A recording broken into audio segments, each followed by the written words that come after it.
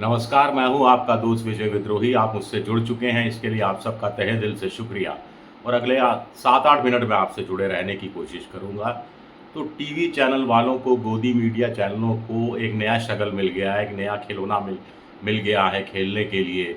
और शुरुआत times now से हुई है। अब धीरे-धीरे जो सर्वे टाइम्स नाउ ने दिखाया है, उस सर्वे के आस-पास बाकी चैनल वाले रहने वाले हैं और एक आध जंप करके अतिरिक्त देश स्वामी भक्ति दिखाने के चक्कर में बहुत ज़्यादा सीटें भी एक तरफ़ा बीजेपी को दे सकता है, ऐसा मोटे तौर पर अनुमान लगाया जा रहा है। मैंने भी करीब टीवी चैनलों में करीब 20-25 साल काम किया है, 25-26 साल काम किया है और उसके आधार पर अपने अनुभव आपको कुछ शेयर करने की कोशिश करूँगा आज कि सर्वे कैसे होते हैं। लेकिन टाइम्स नाउ का एक सर्वे देखिए महाराष्ट्र का, वही उसी से पता लग जाएगा।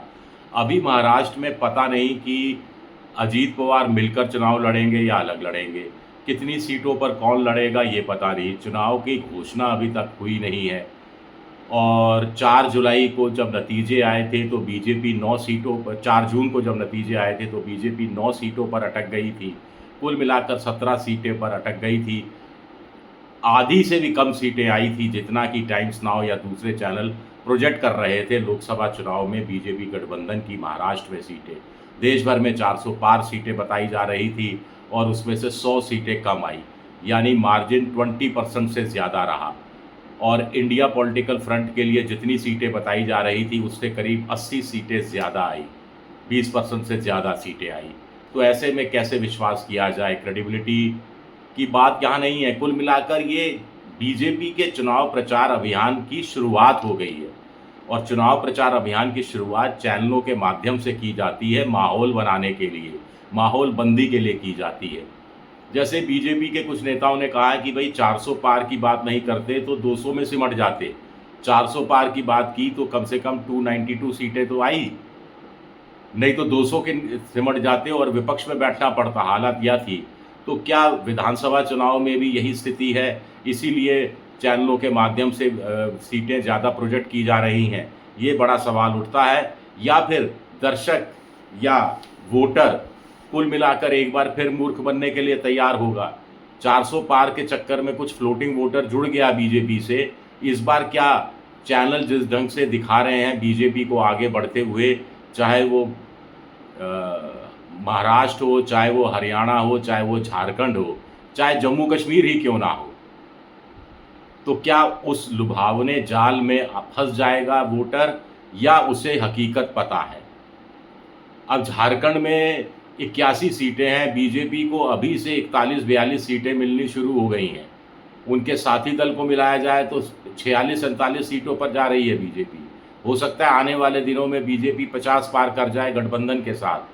लेकिन बीजेपी के लिए स्थानीय पत्रकारों से बात की झारखंड में तो उनका कहना है कि बीजेपी के नेता खुद 18 से 20 मैक्सिमम 22 सीटें मानकर चल रहे हैं।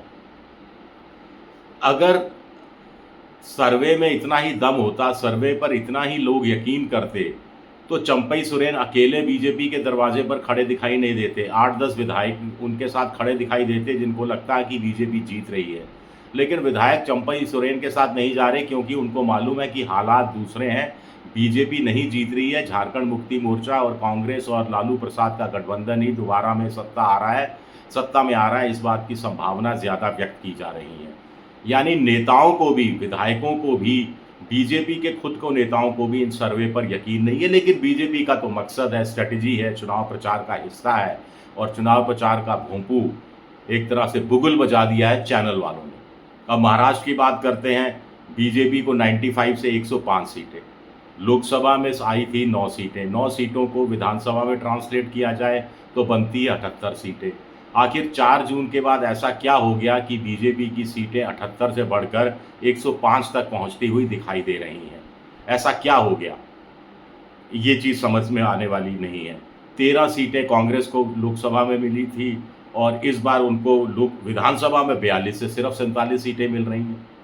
यानी जिनको 7 सीटें मिल रही हैं लोकसभा में, उनको तो विधानसभा में 105 सीटें मिल रही हैं। लेकिन जिनको 13 सीटें मिल रही हैं उनको विधानसभा में 42 से 47 सीटें मिल रही हैं। इसी तरह 9 सीटों वाली इसी तरह शरद पवार और उद्धव ठाकरे को भी 26 से 31 और शरद पवार को 23 से 28 सीटें दी गई हैं, जबकि उद्धव ठाकरे को 9 सीटें मिली थी। उद्धव ठाकरे की 9 सीटें वाली जो पार्टी है लोकसभा में, वो विधानसभा में 26 से 31 पर सिमट रही है, और बीजेपी की 9 सीटों वाली बीजेपी एक 95 से लेकर 105 पर आ रही है। ये अपने आप में हैरानी की बात है। 2019 के लोकसभा चुनाव में देखें तो बीजेपी को अपने दम पर 21-22 सीटें मिली थी, लेकिन विधानसभा में उनके हिस्से में सिर्फ 103 सीटें आई थी। इस बार बीजेपी अपने दम पर 9 सीटें, जबकि उस समय पुलवामा था, बीजेपी का परचम लहरा रहा था, मोदी जी का पॉपुलैरिटी चरम पे थी। इस बार तो बहुत कुछ चीज़ें क्षरण हुआ है, पॉपुलैरिटी में भी क्षरण हुआ है, कमी आई है, गिरावट आई है। उसके बावजूद 9 सीटों वाली बीजेपी 103 से भी आगे निकल गई है, 105। आने वाले दिनों में हो सकता है अगले 2-3-4 सर्वे में बीजेपी 125, 130 तक पहुंच जाए, और उनके साथियों के साथ जाकर वो 155, 160, हो सकता है 170 तक पहुंच जाए। संभव है, जिस ढंग से चीज़ें चल रही हैं। अब बड़ा सवाल उठता है कि सर्वों को लेकर। मैं आपको 2-3 उदाहरण बताता हूं जो सच्चे उदाहरण है। मैं चैनल का नाम नहीं लूँगा, मैं एजेंसी का नाम नहीं लूँगा। एक चैनल एजेंसी वाले ने सर्वे किया, चैनल के संपादक को साथ में लिया और कहा कि मालिक से मिलकर आते हैं। चैनल जिस कंपनी ने सर्वे किया था वो पेंसिल से लिखा हुआ था, फाइनल फिगर सब पेंसिल से लिखी गई थी। तो एक बार मालिक के कमरे के बाहर संपादक ने पूछा सर्वे करने वाले से, भाई कितनी, फलाने दल की कितनी? तो उन्होंने कहा इतनी फाइनल दे रहे हैं। तो उन्होंने कहा यार ये तो ठीक नहीं है, मालिक का रुझान तो इस तरफ है। इतना कहना ही था संपादक का, तो वो कहा पेंसिल से ही तो है। पेंसिल को उल्टा किया, रबड़ लगा रहता है, रबड़ से मिटाया और फिगर बदल दी फिगर। कहा अब ठीक है इतनी दे दें। तो संपादक ने मुस्कुरा कर कहा और कहा बहुत आगे जाओगे, ठीक है चलने को। इसी तरह 2012 की बात है, उत्तर प्रदेश में विधानसभा चुनाव हो रहा था। एक चैनल विशेष ने जो सर्वे कराया उससे पता लगा कि मुलायम सिंह, अखिलेश यादव की पार्टी आगे चल रही है, वो 200 पार पहुंच सकती है। संपादक ने कहा मुझे तो यकीन नहीं हो रहा 200 पार आएगी। अपने संवाददाता को लखनऊ में फ़ोन मिलाया, ब्यूरो चीफ को, उससे पूछा, वो ब्यूरो चीफ जो था वो भी जानता था संपादक का मिजाज का क्या है। उसने कहा साहब मुझे भी नहीं लग रहा, लेकिन पहले नंबर पर तो मुलायम सिंह की पार्टी आएगी, समाजवादी पार्टी आएगी, तो क्या किया जाए? तो जो सर्वे करने वाले से कहा साहब ये तो आप दोबारा से स्टडी करके बताइए, आपके आंकड़ों का अध्ययन करके बताइए, कुछ ऊपर नीचे हो सकता है। सर्वे करने वाला भी समझ गया, उसने नए सिरे से आंकड़े एडजस्ट किए और समाजवादी पार्टी को 190 सीटें दे दी कि 190 दे देते हैं, प्लस माइनस 20 कर देते हैं, तो दोनों चीज़ें हमारे हक में चली जाएंगी। अगर 190 से कम आई तो भी हमारा सर्वे सही होगा, और जो हमारा एक्चुअल सर्वे 220 पार पहुंचा रहा है उसके आसपास भी पहुंच जाएंगे, यानी सरकार तो समाजवादी पार्टी की बन ही जाएगी, क्योंकि 203 सीटें चाहिए जीतने के लिए। तो काम हो गया। बीजेपी की समाजवादी पार्टी की उस चुनाव में शायद, अगर मुझे ठीक ध्यान है, 224 के आसपास सीटें आई थी। तो इस तरह के और भी बहुत सारे उदाहरण हैं, कभी आगे गिनाने की कोशिश करूँगा। अभी शुक्रिया फ़िलहाल मेरा ये वीडियो देखने के लिए। पसंद आए तो लाइक कीजिए, सब्सक्राइब कीजिए, शेयर कीजिए, और ये बेल जैसी आकृति नोटिफिकेशन के ज़रिए आपको वीडियो मिल जाए इसे दबा दीजिए। मेंबरशिप ड्राइव में भी जा सकते हैं, मेरी आर्थिक मदद की भी कोशिश कर सकते हैं। एक्स यानी ट्विटर पर मैं विद्रोही 7 के नाम से हूँ। फेसबुक पर मेरा पेज है विजय विद्रोही पेज, जहाँ आप मुझे फॉलो कर सकते हैं।